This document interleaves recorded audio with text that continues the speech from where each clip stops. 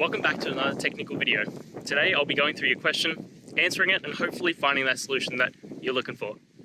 Guys, remember to stay just a little bit crazy like me, and hopefully you work through that resolution. Let's continue on.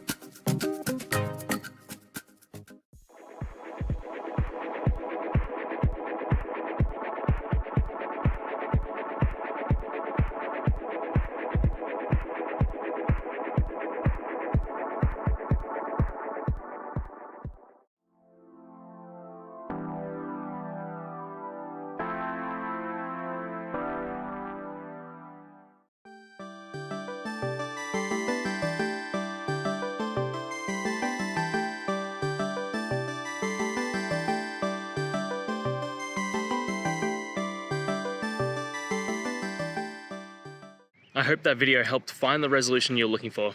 If it did, guys, I'd appreciate it if you could hit subscribe. Until the next time that you need more technical help, I hope you have a good one. Cheers.